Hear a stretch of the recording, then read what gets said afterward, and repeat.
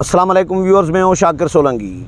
Viewers, आज अस्करी क़यादत ने parliament में ब्रीफिंग दी है। अफ़गानिस्तान में कलअदम टीटीपी के साथ जो मुज़ाकरात चल रही हैं, इसके हवाले से, फेटफ के हवाले से, नेशनल एक्शन प्लान पर अमल दरामद के हवाले से। एक्चुअली मुज़ाकरात तो कलअदम टीटीपी के साथ चल रहे थे पहले ही, लेकिन ये एतराज़ बिलावल भुट्टो ज़रदारी ने उठाया और उन्होंने कहा कि भाई ये क्या बात हुई कि जिरगा भेजा जा रहा है अफ़गानिस्तान और मुज़ाकरात हो रहे हैं कलअदम टीटीपी के साथ, कुर्बानियाँ हमने दी हैं। क्या मतलब ज़ाहिर है सिक्योरिटी इदारों ने भी दी हैं, हज़ारों की तादाद में लोग इसमें शहीद हुए हैं, लेकिन पीपल्स पार्टी ने भी कुर्बानियाँ दी हैं। मोहतरमा बेनज़ीर भुट्टो इस दहशतगर्दी का शिकार हुई हैं और पीपल्स पार्टी के सैकड़ों कारकुनान, जो कराची में धमाका हुआ था 18 अक्टूबर को कारसाज का, उसमें 200 के से ज़ायद को जो कारकुनान है वो शहीद हुए थे। तो पीपल्स पार्टी ने बहरहाल वज़ीर ख़ारजा थे बिलावल भुट्टो ज़रदारी, उन्होंने ये एतराज़ उठाया। वज़ीर ख़ारजा थे नहीं बल्कि हैं, तो उन्होंने ये एतराज़ उठाया कि पार्लियामेंट को बाईपास करके ये कैसे मुमकिन है कि मुज़ाकरात किए जाएँ कलअदम टीटीपी के साथ, तो पार्लियामेंट को ब्रीफिंग दी जाए। ये पीपल्स पार्टी ने फिर अपना पार्टी का इजलास बुला लिया और उसमें ये मामला उठाया गया, डिस्कशन की गई और फ़ैसला ये किया गया कि अस्करी क़यादत से रब्ता करके उनको बावर कराया जाए, बताया जाए कि पार्लियामेंट को से ऊपर जो है, पार्लियामेंट को बाईपास करके मुज़ाकरात नहीं करने चाहिए। और अभी इस वक्त जमहूरी एक मुंतखब हुकूमत है, तो इसको पार्लियामेंट मौजूद है, असम्बलियाँ मौजूद हैं, तो पार्लियामेंट को तो कम से कम एतमाद में लिया जाए। उसके बाद एक ब्रीफिंग हुई थी, पार्लिमानी कमेटी नेशनल सिक्योरिटी की बुलाई गई थी और आज फिर ब्रीफिंग रखी गई थी कि कहाँ तक मुज़ाकरात पहुँचे हैं। बिलावल भुट्टो ज़रदारी भी ब्रीफिंग में मौजूद थे, आसिफ अली ज़रदारी नहीं थे। स्पीकर कौमी असम्बली राजा परवेज़ अशरफ ने सदारत करनी थी, लेकिन स्पीकर क्योंकि उनकी तबीयत नासाज है और अपने आँखों का चेकअप कराने के लिए दुबई गए हुए हैं, तो उनकी गैर मौजूदगी की वजह से वज़ीर आज़म मियाँ शहबाज शरीफ ने इजलास की सदारत की। तमाम जो नुमाइंदे हैं पार्लिमान के, तमाम सियासी जमातों के, उनके पार्लिमानी रहनुमाओं को मदऊ किया गया था।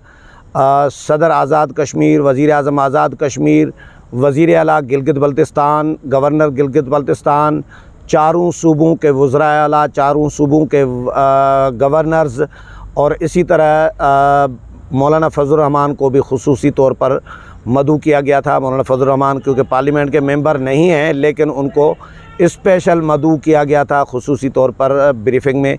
मौलाना जब आए तो उन्होंने पहले तो डिप्टी स्पीकर से जाहिद अकरम दुरानी से मुलाकात की और उनको मुबारकबाद भी दी पार्लियामेंट में ज़ाहिर आने के बाद कि वो डिप्टी स्पीकर बने हैं।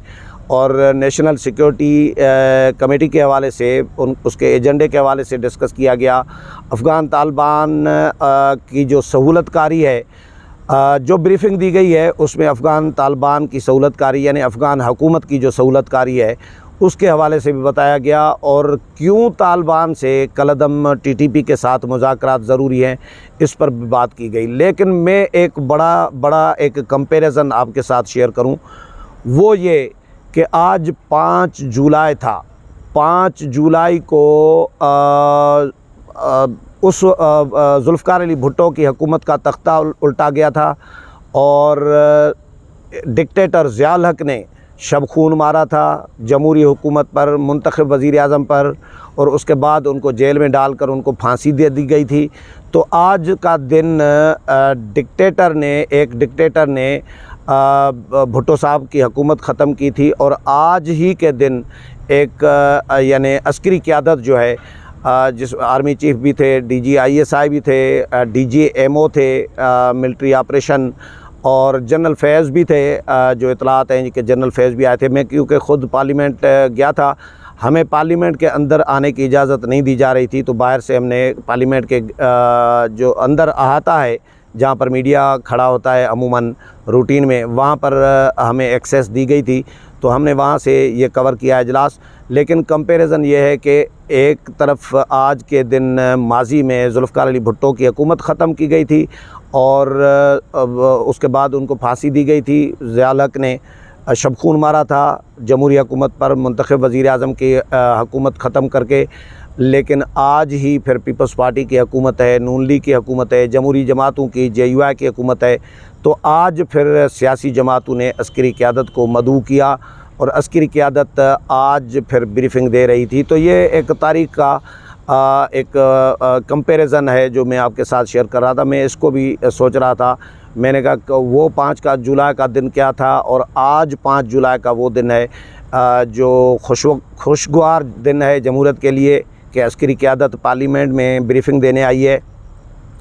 अस्करी क़यादत की ब्रीफिंग जनरल कियानी के दौर में पीपल्स पार्टी ने शुरू की थी, आसिफ अली ज़रदारी ने शुरू कराई थी। उससे पहले नून लीग के दौर में भी इस तरह नहीं हुआ।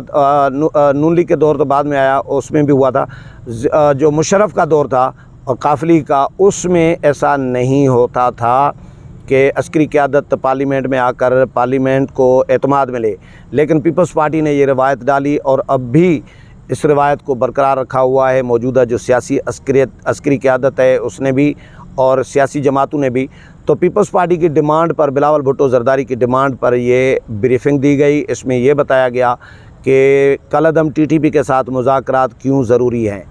वो इसलिए क्योंकि पाकिस्तान पुरअमन रहेगा। इस वक्त दहशतगर्दों के, ब्रीफिंग में बताया गया है कि दहशतगर्दों के कोई मजबूत ठिकाने पाकिस्तान में कहीं भी नहीं है। दहशतगर्दों का कला कमा कर चुके हैं, उनके ठिकाने, तमाम जो ठिकाने हैं वो ख़त्म कर चुके हैं और मुज़ाकरात जारी हैं। लेकिन मुज़ाकरात के बारे में ये तय हुआ, फ़ैसला हुआ कि एक टास्क फ़ोर्स कमेटी भी कायम की जाएगी। ऑलरेडी एक मुज़ाकराती कमेटी बनी हुई है जिसमें अस्करी हुकाम भी हैं, अस्करी नुमाइंदे भी हैं और पार्लियामेंट के नुमाइंदे भी हैं, सियासी नुमाइंदे भी हैं जो कलअदम TTP के साथ मुज़ाकरात कर रही हैं और अफ़गान तालिबान भी फैसिलिटेट इसको कर रही हैं। तो ये पाकिस्तान के मफाद में है। ये भी तय हुआ जो ब्रीफिंग में बताया गया कि पाकिस्तान की सरज़मीन अफ़गानिस्तान के ख़िलाफ़ इस्तेमाल नहीं होगी। एक रिवायती जुमला है, वैसे ये रूटीन में चलता रहता है। लेकिन बहरहाल आज तफसीली ब्रीफिंग दी गई है और इसके अलावा ब्रीफिंग दी गई FATF के हवाले से कि FATF से कैसे पाकिस्तान निकलने के लिए क्या क्या पाकिस्तान ने इक़दामात किए हैं। FATF के जो टारगेट्स थे वो पाकिस्तान ने अचीव किए हैं।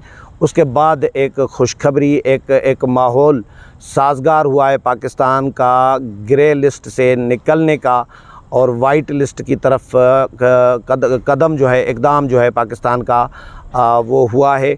तो इस पर भी ब्रीफिंग दी गई और नेशनल एक्शन प्लान जो बनाया गया था उसके हवाले से भी तफसीली ब्रीफिंग दी गई है। तो आज एक अच्छा एक इजलास रहा है। कोई 3 बजे का दिन का टाइम रखा गया था। तकरीबन मगरिब के बाद तक 7 बजे तक ये तकरीबन राउंड अबाउट ये इजलास चला है। 4 घंटे जो है ब्रीफिंग हुई है। DG MO ने भी ब्रीफिंग दी है, आर्मी चीफ़ ने भी ब्रीफिंग दी है, DG ISI ने भी ब्रीफिंग दी है। जनरल फैज़, क्योंकि ज़ाहिर है अफ़गान वो कोर कमांडर पेशावर हैं और पेशावर और अफ़गानिस्तान और कबायली इलाकों के और ये सारे मामलात ये रिलेट कर रहे हैं और पहले भी वो DGIS आ रहे हैं तो मामलात को समझ रहे होते हैं। उन्होंने भी बहुत सारे मामलात को डील किया है, तो इसलिए उनको भी मदऊ किया गया था। वो भी आज के इजलास में शरीक हुए थे। तो मीडिया को मना किया गया था कि इन कैमरा सेशन है, आप लोग अंदर नहीं बैठ सकते लेकिन बाहर से आप कवर कर सकते हैं। मीडिया वहाँ पर पार्लियामेंट के अहाते में मौजूद था, हम भी अहाते में मौजूद थे जहाँ पर मीडिया रूटीन में खड़ा होता है। अंदर जाने की इजाज़त किसी को भी नहीं थी और उसके बाद ये ब्रीफिंग ख़त्म हुई है। तो एक अच्छा इजलास था जिसका मैंने आपको हाल अहवाल शेयर किया है। उम्मीद है प्रोग्राम पसंद आया होगा। अगले प्रोग्राम में फिर मुलाकात होगी, तब तक इजाज़त चाहता हूँ। अल्लाह हाफ़िज़।